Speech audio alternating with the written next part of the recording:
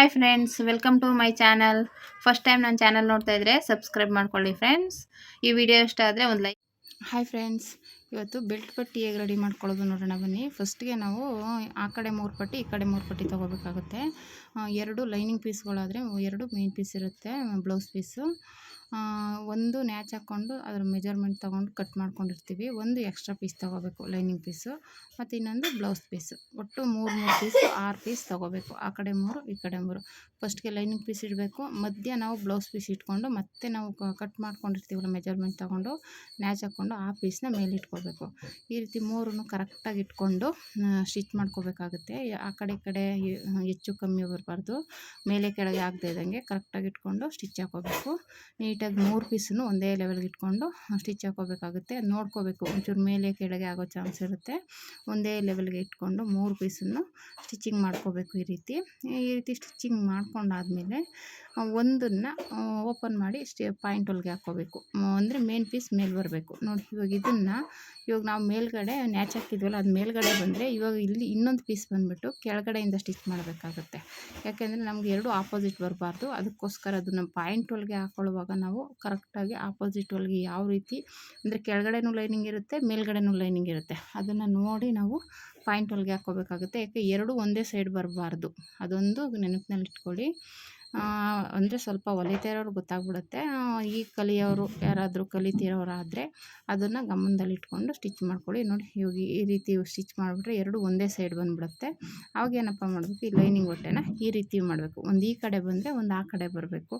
ಅದನ್ನು ಗಮನದಲ್ಲಿ ಇಟ್ಕೊಳ್ಳಿ. ಅದು ಲೈನಿಂಗ್ ಪೀಸು ಯಾವಾಗಲೂ ಒಂದು ಆ ಕಡೆ ಬಂದರೆ ಒಂದು ಈ ಕಡೆ ಬರಬೇಕು. ಆವಾಗ ನಮಗೆ ಆಪೋಸಿಟಾಗೆ ಬರುತ್ತೆ. ಇಲ್ಲ 2 ಒಂದೇ ಸೈಡಲ್ಲೇ ನೀವು ಸ್ಟಿಚ್ ಮಾಡ್ಕೊಂಡ್ಬಿಟ್ರೆ 2 ಒಂದೇ ಸೈಡ್ ಬರುತ್ತೆ, ಮತ್ತೆ ಬಿಚ್ಚಿ ಮಾಡಬೇಕಾಗತ್ತೆ. ಅದೊಂದು ಗಮನದಲ್ಲಿ ಇಟ್ಕೊಳ್ಳಿ.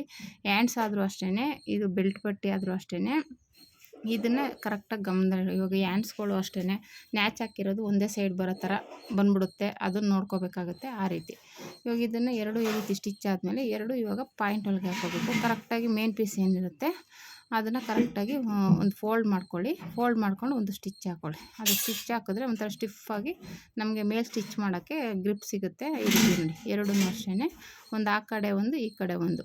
ಮೇನ್ ಪೀಸ್ ಆ ಕಡೆ ಬಂತದ್ದು, ಇದು ಈ ಕಡೆ ಬರುತ್ತೆ ನೋಡಿ. ನಾನು ಇಲ್ಲಿ ಸ್ಟಿಚ್ ಮಾಡ್ತಾ ಇದ್ದೀನಲ್ಲ, ಈ ರೀತಿ ಸ್ಟಿಚ್ ಮಾಡ್ಕೋಬೇಕಾಗುತ್ತೆ ನೀಟಾಗಿ. ಬ್ಲೌಸ್ ಪೀಸ್ನ ನೀಟಾಗಿ ಎಳ್ಕೊಂಡು ಬಟ್ಟೆನ ಸ್ಟಿಚ್ ಹಾಕ್ಕೊಳ್ಳಿ ಪಾಯಿಂಟ್ ಹೊಲಿಗೆನ. ಇವಾಗ ಇದು ಪಾಯಿಂಟ್ ಹೊಲಿಗೆ ಹಾಕ್ಕೊಂಡಾದ್ಮೇಲೆ ನಾವು ಏನು ಮೇನ್ ಪೀಸ್ ಕಟ್ ಮಾಡ್ಕೊಂಡಿರ್ತೀವಲ್ಲ, ಬ್ಲೌಸ್ ಇದು ಲೈನಿಂಗ್ ಪೀಸು, ಅದನ್ನ ನ್ಯಾಚ್ ಹಾಕಿರ್ತೀವಲ್ಲ, ಆ ಪೀಸ್ ಅಳತೆಗೆ ಇನ್ನೆರಡು ಪೀಸನ್ನು ಕಟ್ ಮಾಡ್ಕೋಬೇಕು. ಒಂದು ಲೈನಿಂಗ್ ಪೀಸು ಮತ್ತು ಇನ್ನೊಂದು ಪೀಸ್ ಇರುತ್ತಲ್ಲ, ಎರಡನ್ನು ಕಟ್ ಮಾಡ್ಕೋಬೇಕಾಗುತ್ತೆ.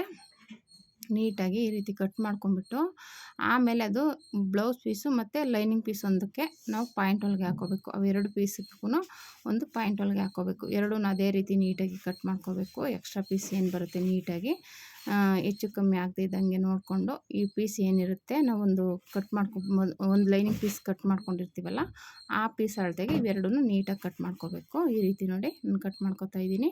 ಆ ರೀತಿ ಕಟ್ ಮಾಡಿಕೊಂಡು ಆಮೇಲೆ ಅದನ್ನು ಇವಾಗ 3 ಪೀಸ್ ಇರುತ್ತೆ, ಬ್ಲೌಸ್ ಪೀಸು ಮತ್ತು ಲೈನಿಂಗ್ ಪೀಸ್ಗೆ ಸ್ಟಿಚ್ ಹಾಕ್ಕೊಳ್ಳಿ. 2 ಲೈನಿಂಗ್ ಪೀಸೇ ಮಾಡಬಾರ್ದು, ಒಂದು ಬ್ಲೌಸ್ ಪೀಸು ಒಂದು ಲೈನಿಂಗ್ ಪೀಸ್ ಬರೋ ಕಡೆ ಸ್ಟಿಚ್ ಹಾಕ್ಕೋಬೇಕು, ಎರಡೂ ಒಟ್ಟಿಗೆ. ಈ ರೀತಿ 2 ಕಡೆನೂ 2 ಬೆಲ್ಟ್ ಪಟ್ಟಿದ್ದು ಸ್ಟಿಚ್ ಮಾಡ್ಕೋಬೇಕು ನೋಡಿ. ಆ ಕಡೆದು ಅಷ್ಟೇ, ಈ ಕಡೆದು ಹಾಗೇ ಬ್ಲೌಸ್ ಪೀಸು ಮತ್ತು ಲೈನಿಂಗ್ ಪೀಸು ಇವೆರಡನ್ನು ಸ್ಟಿಚ್ ಮಾಡ್ಕೋಬೇಕು. ಇವಾಗ ಇದು ಸ್ಟಿಚಿಂಗ್ ಆದಮೇಲೆ ರೆಡಿ ಆಯಿತು. ಇದನ್ನು ನಾವು ಮಾಮೂಲಿ ಫ್ರಂಟ್ ರೆಡಿ ಮಾಡ್ಕೊಂಡಿರ್ತೀವಲ್ಲ, ಆ ಫ್ರಂಟ್ಗೆ ಅಟ್ಯಾಚ್ ಮಾಡ್ಕೋಬೇಕಾಗುತ್ತೆ. ಈ ರೀತಿ ಇಟ್ಕೊಂಡು ನಾವು ನ್ಯಾಚ್ ಹಾಕಿರೋದು ಮುಂದೆಗೆ ಬರಬೇಕು ನೋಡಿ. ಈ ರೀತಿ ಮುಂದೆಗೆ ಇಟ್ಕೊಂಡು ಕರೆಕ್ಟಾಗಿ ನ್ಯಾಚ್ ಹಾಕಿರೋದು ಮುಂದೆಗೆ ಬರೋ ಥರ ನೋಡ್ಕೊಳ್ಳಿ.